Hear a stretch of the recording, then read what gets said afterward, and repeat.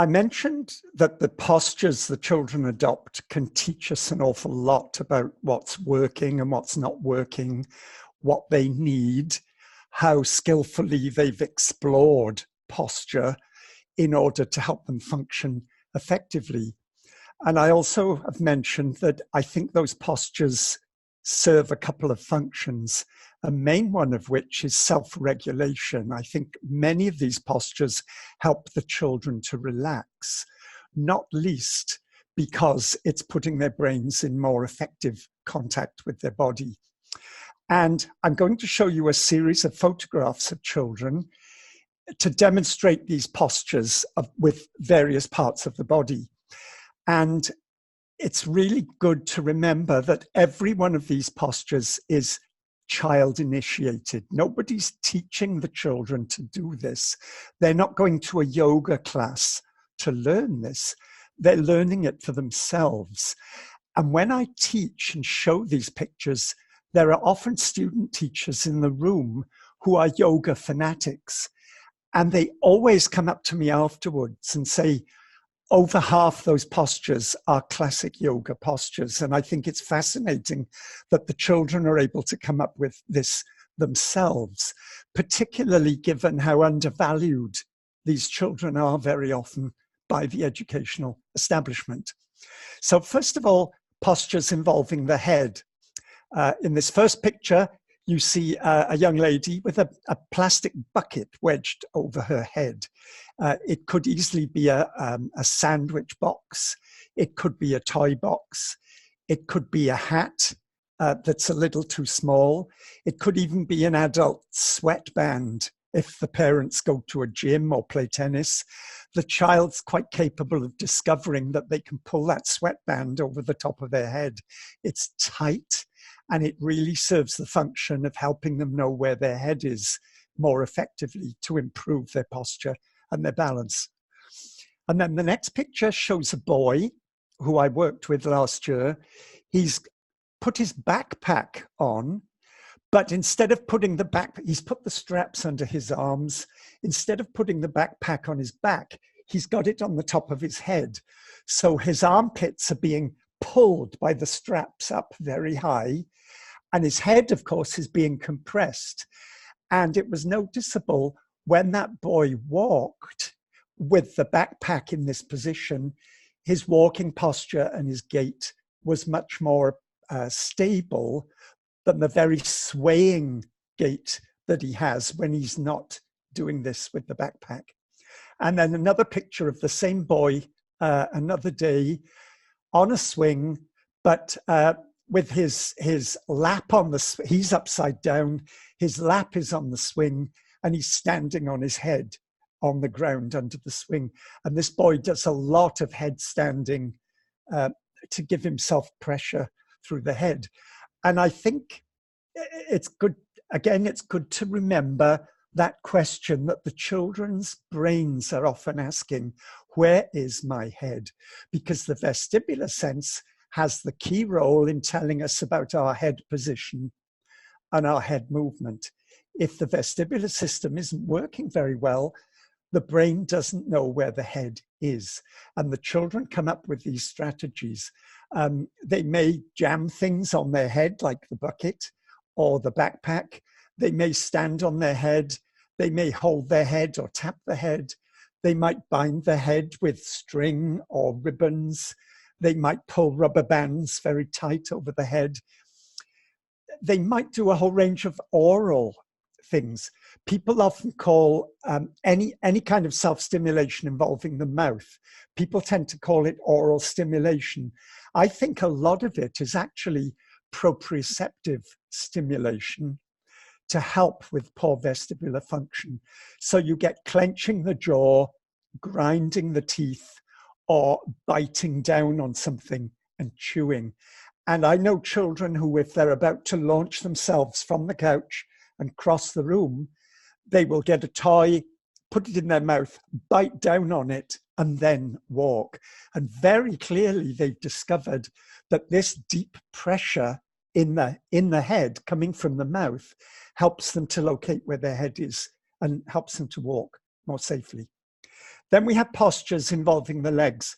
The next picture shows probably the most common of these charge postures. One knee raised, the foot on the floor, and the other leg up with the ankle resting on the knee. I've seen children as young as 7 months doing this posture. It's very rare in children that young who don't have charge. It simply isn't something that babies ever do, but we do see it in this population. It's a particularly helpful posture if you're trying to go to sleep. And I've got a picture of a young lady on a couch. She's got one knee up, the other ankle resting on the knee. She's also got her arms extended way behind her head, and she's fast asleep. And at that age, this was a very common posture. And I have a huge collection of children sleeping with one ankle up on the other knee. How do you go to sleep if you don't know where your body is, and you don't know that it's stable and fixed, and you don't know that you're safe and can go off to sleep? And then another picture shows a young man sunbathing on a sun lounger, and there are rubber slats on the sun lounger, and you can see how he's woven his legs in and out of the slats to lock them so that he can lay back and relax. And actually he's laying back holding up an iPad, which he's using. Then there are postures involving extreme extension or flexion. A child laying back on a couch, the feet are on the floor, the body is very dramatically extended, and the child again is using an iPad.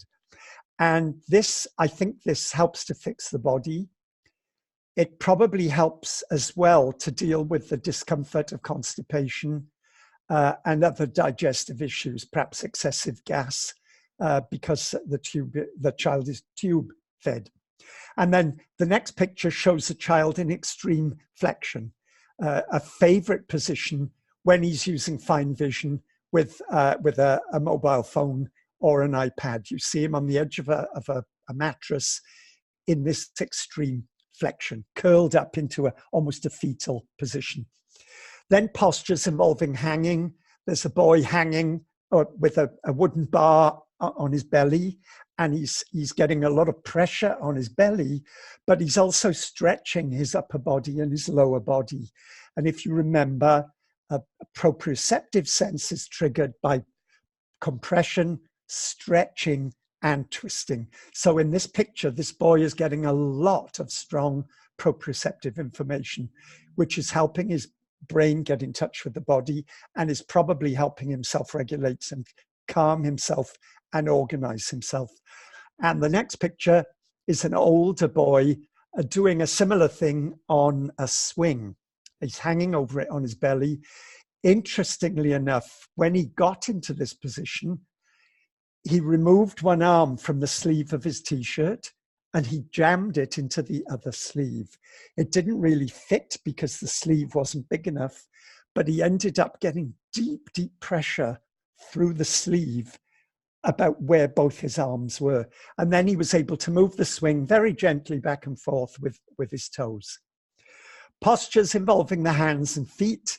The first picture you see feet intertwined, toes intertwined, the way that we would intertwine our fingers. This child has actually got his toes intertwined. I've tried doing it and I simply can't manage it. I can't manage many of these postures, but these are clearly important to the children. And then in the next picture is a young baby, less than a year old, crossing his fingers for the same kind of purpose. Where are my arms and where are my hands? Then we have planking, a child who's not yet walking, but is able to stand against the couch, was discovered one day between the couch and the coffee table, planking in this very competent way. And then squeezing, a boy squeezed in a narrow shelf under a TV table. This photo is from England, actually. And his mom said to me, it's very strange because he doesn't really fit in there. He has such a job getting in there because it's too narrow. And I pointed out that that was the whole point. If that shelf was 2 or 3 inches higher, he wouldn't be in there probably because it wouldn't be offering him the compression that he's looking for. And then a young lady home from a very busy day in school who's taken her iPad and squeezed into a toy box, emptied it first, and then squeezed in to get this compression and fix the body so that she can focus. And in conclusion of this module, I think I want to say a little bit about what helps the children. Obviously, advice from a physiotherapist and an occupational therapist is important, I think, for everybody with CHARGE syndrome. The occupational therapists can be particularly helpful if they've got sensory integration therapy training. And it's really important, if you're pushing and looking for an OT, to stress that you want one with the sensory integration therapy training. Even then, they will need help and information about CHARGE syndrome. It's very much a two-way road with educators and with therapists. I've had many, many therapists say to me, oh, this child has, before they meet the child, this child has no semicircular canals. She will never be able to stand up and she will never walk. They don't understand how we can use all our senses, especially vision, touch, and proprioception, to compensate for their vestibular dysfunction that's caused by CHARGE syndrome. So we need to educate the therapists so that they can educate the child more effectively. I think any activities which improve strength and muscle tone and controlled movement are going to make a very positive contribution to the child's self-confidence, which will then show in their improved motor development and motor functioning. Activities like Tai Chi or adapted Fun Chi, yoga, wrestling, climbing, dancing, adapted physical education, horse riding, all those kinds of activities can make a very positive contribution. Anything that gives deep pressure to the child, like jumping, deep pressure massage, swimming. When you immerse your body underwater, there's a lot of pressure comes from the water onto the body. And then the water resistance, when you start to move your limbs, again, is a really strong source of proprioceptive information about what the body is doing and where it is in space. And it's not surprising that most people with CHARGE love being in water. Some children are scared at first, but they usually develop a passion. And so many parents and teachers have complained to me that once the child's in the pool, they can't get them out. It must be so liberating to suddenly feel your body that naturally without having to do anything very much about it. Binding of the body, and therapists very often will recommend pressure clothing, especially a pressure vest made of spandex or lycra and that kind of thing. The child will need good physical supports and appropriate postures for their functioning. And in the module about educational and school issues, I'll be talking a lot more about supportive postures and adaptive postures for different activities. The children need lots of variety in postures and movement, and that needs to be very much encouraged. They will need rest periods to reorganize themselves. And it's good to remember that for these children, a rest period might mean getting flat on their back or on their side. It might mean sitting back on a beanbag or in an armchair, or it might mean spinning on the spot or running around the school playground. People call them rest periods, but really rest is a debatable term in CHARGE syndrome. Really, it's an opportunity to get the chance to calm and reorganize yourself so you're in a better place to come back and carry on with whatever activities are happening in the home or in the classroom. We need to think about controlled environments and minimizing distractions. And again, that's a big theme of the module on educational and school issues. We need to respect the children's self-taught strategies. When they self-stimulate, as long as their self-stimulation is not dangerous or self-injurious, we need to observe it, learn from it, and help to adapt it, and even introduce it ourselves to help the children get to a better place in terms of their arousal level and self-stimulation. We need to use strategies that are motivational. And in our language work, we need to think about vocabulary for things like body parts, physical feelings, emotional states, and desirable activities. Things that might not be in the early vocabulary that people are thinking of in a classroom setting are really important for children with charge. And then really in conclusion, I've got a couple of points I'd like to make, more general points. And I hope these have all come out in this module, but I'd like to say them more specifically at the end.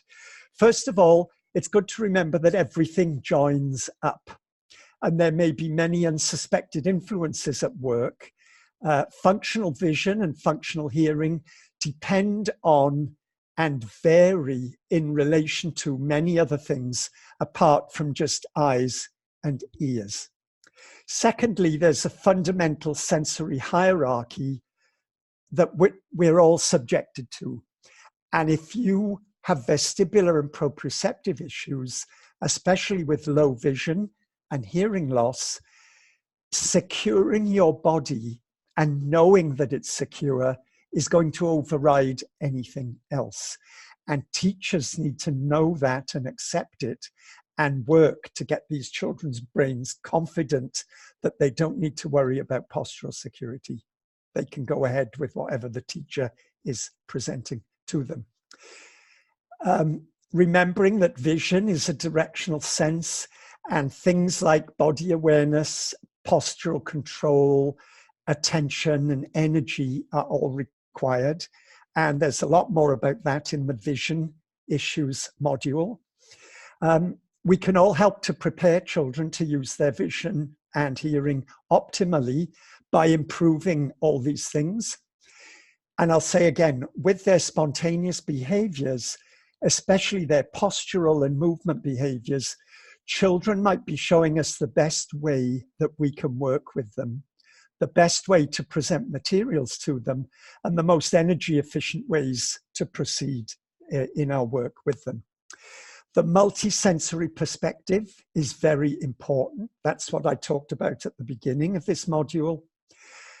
The concept of the sensory diet is very helpful, and it can provide a lot of insight and a lot of powerful strategies for working with the child.